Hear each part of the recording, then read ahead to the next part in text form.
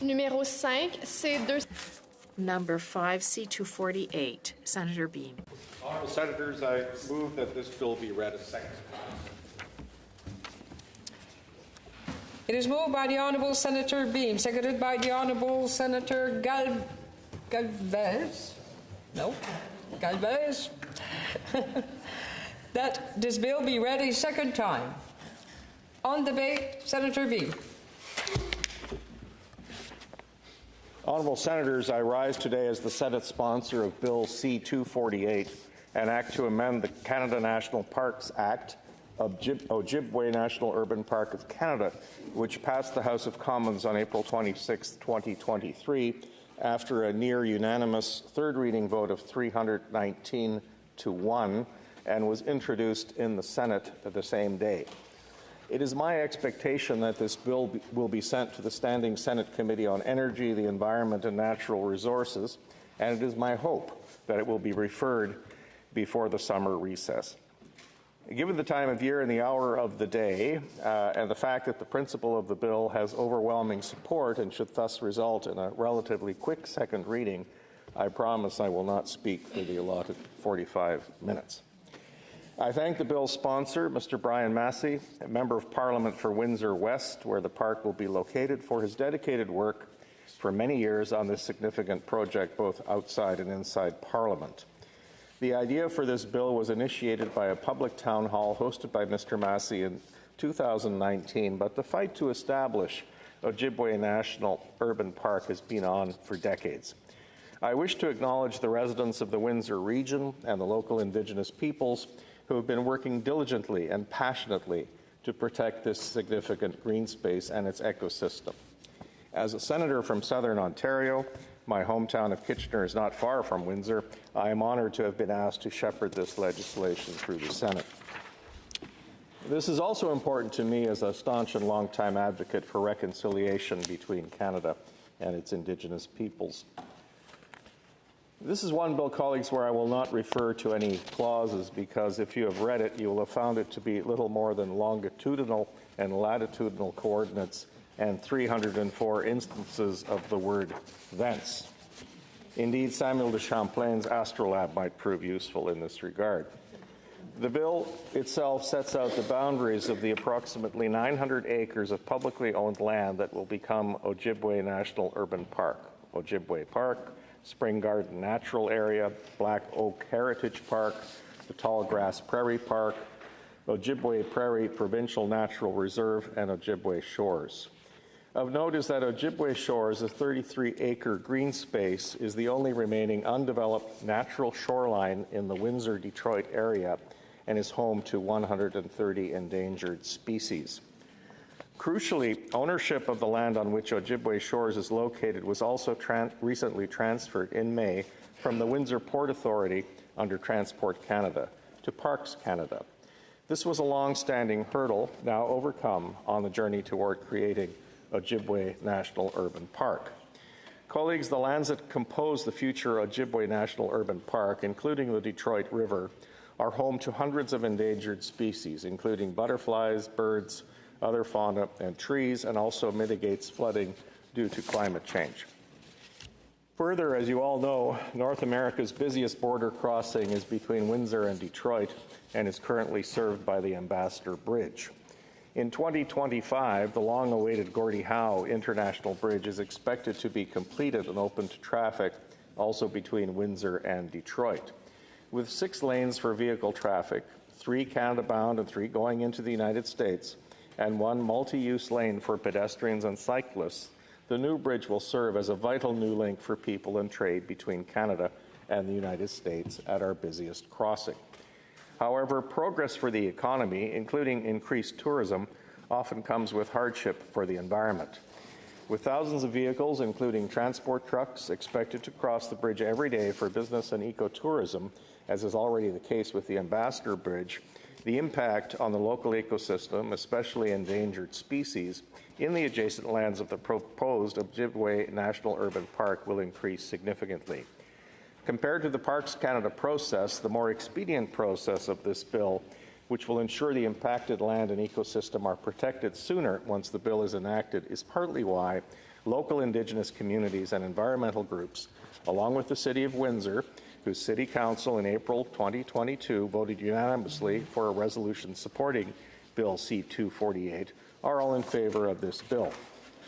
Also, the creation of the park and the resulting protection and preservation of its land and species will offer significant mental health benefits, as residents of the local communities and surrounding areas will be encouraged to get outside and enjoy the park. We also saw how important access to green and outdoor spaces was during the worst of the COVID-19 pandemic, when lockdowns and social distancing were in effect. Colleagues, in my introduction, I referred to reconciliation. It is important to note that along with the City of Windsor, the Wildlands League, a major national conservation organization, and the Friends of Ojibwe Prairie, a volunteer group that promotes public awareness of the biological and historical importance of the Ojibwe Prairie complex, Bill C-248 also has the vital support of the Caldwell First Nation. On October 28, 2022, during consideration of Bill C-248 at the House of Commons Standing Committee on Environment and Sustainable Development, Mary Duckworth, Chief of the Caldwell First Nation, appeared as a staunch supporter of the bill, the process it has undertaken, and the ultimate creation of Ojibwe National Urban Park. In responding to a question from Mr. Masse about whether Caldwell First Nation views the park as reconciliatory after claims by Chief Duckworth that Caldwell First Nation was not meaningfully consulted by the federal government about the Gordie Howe International Bridge, which is being constructed on its ancestral territory, Chief Duckworth spoke about the importance of action in reconciliation. She said, quote, "In Truth and Reconciliation, we talk about that, and the truth is that we're trying to create a national park through a legislative framework so that it is solid and it will be there. The reconciliation part comes with action. There can be no truth and reconciliation without actions from the governments that sit over the top of the nations. We like to see ourselves as equal to you. However, we are not treated as equals, as you know," unquote. She went on to say that, quote, "Being able to have truth and reconciliation means exactly what we're doing. Look at us all working together at different levels of government, as well as non-government, special interests and people who care about the environment. We're all at the table. We're all waiting," unquote.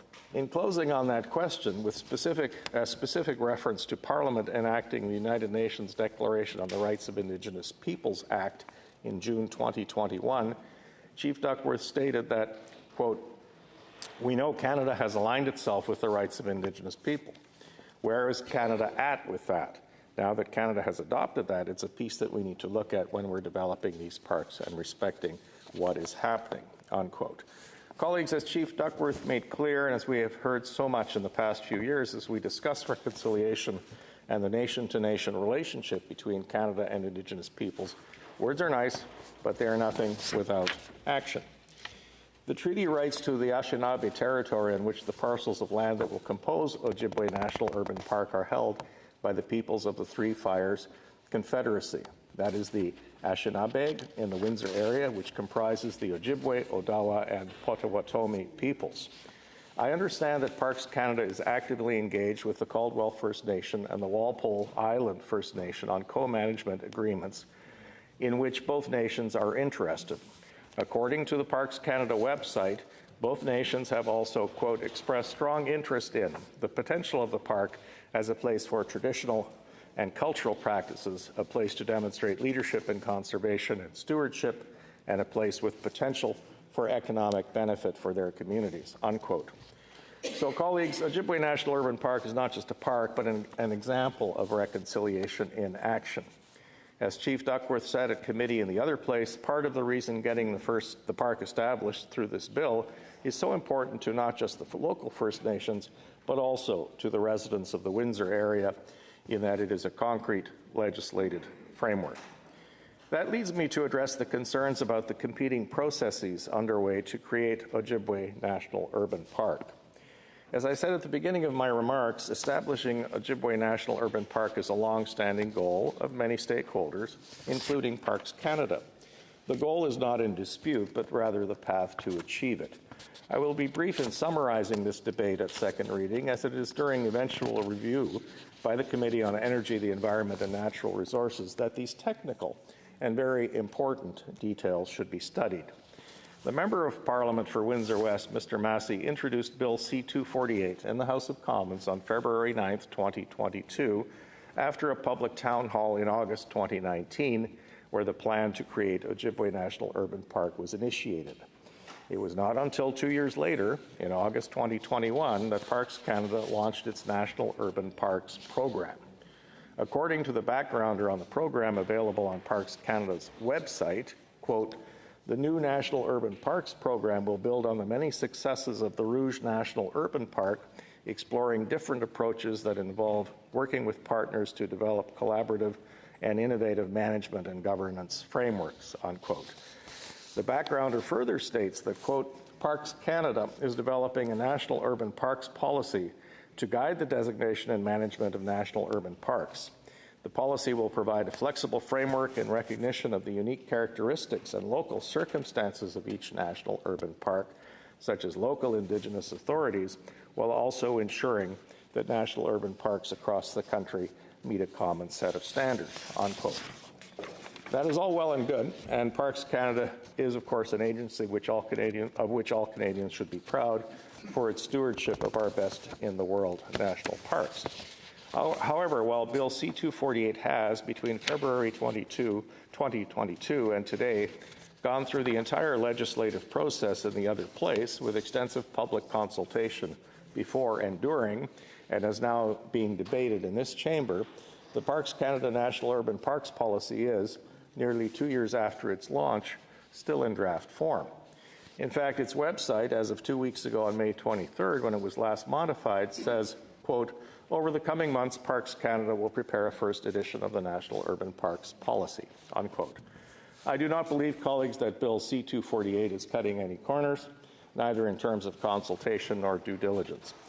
What I do believe, as someone with a few decades of experience in public policy and governance, both as a federal public servant and as a parliamentarian, is that this debate comes down to bureaucratic process versus action. The approximately 900 acres of publicly owned land that will compose Ojibwe National Urban Park is an area of significant biodiversity that is home to hundreds of endangered species. Protecting the land and conserving its natural environment is vital for the flora and fauna who call it home, for the region's human residents who rely on the green space to lead active lives conducive to their physical and mental health, for the regional economy on both sides of the international border, and for the strengthening of the nation-to-nation relationship between Canada and Indigenous peoples who have called these lands home since time immemorial. All of this, while the explicit goal of stakeholders on all sides will happen sooner through this legislation than it will through the National Urban Parks policy of Parks Canada. I would encourage all honourable senators interested in this legislation, and especially members of the Committee on Energy, the Environment and Natural Resources, to review the debate on this bill in the other place, as well as the transcript of the meeting held last October 28th at the House of Commons Standing Committee on Environment and Sustainable Development. While there are indeed questions about process and consultation, the creation of Ojibwe National Urban Park, the very principle of the bill, has overwhelming support both inside Parliament from all parties, including the government, and outside Parliament, including from Parks Canada. Therefore, colleagues, I encourage senators to vote to refer Bill C-248 to the Committee on Energy, the Environment and Natural Resources expediently before the summer recess, so the bill and any concerns may be studied in depth by the committee when we return in the fall. Thank you.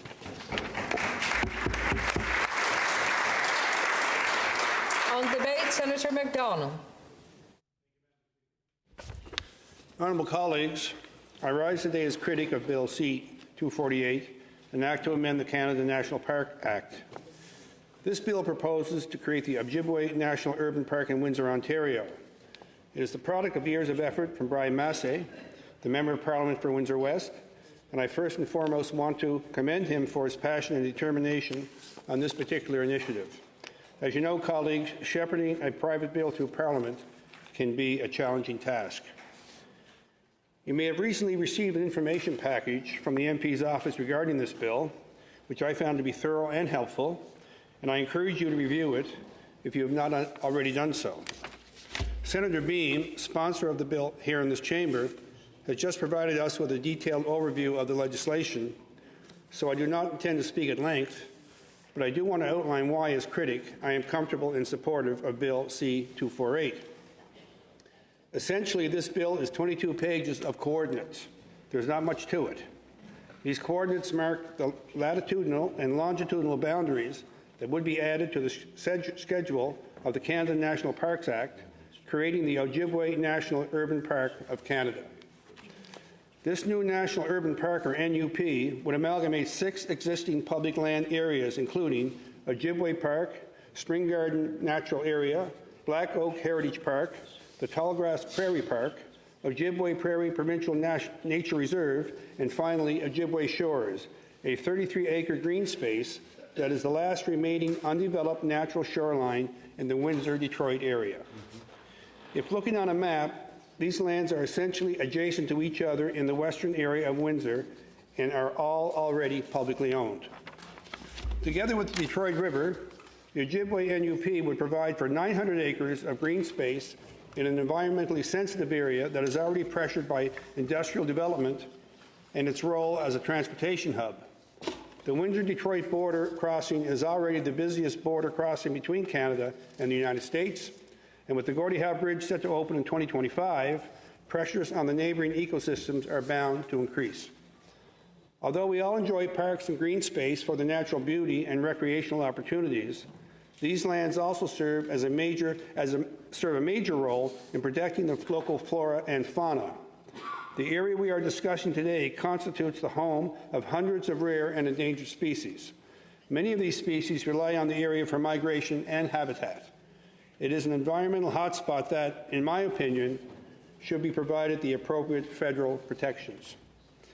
In a 2017 ecological report entitled Ojibwe Shores Natural Heritage Inventory/Evaluation, which looked at the Ojibwe Shores area alone, 554 different species of flora and fauna were documented on the land during the study, 28 of which were federally or provincially protected species. The report adds, Ojibwe Shores is an important stopover for migratory birds, which includes 8 species at risk. It concludes, undertaking this study has provided a unique opportunity to study an unaltered piece of habitat in an otherwise developed area.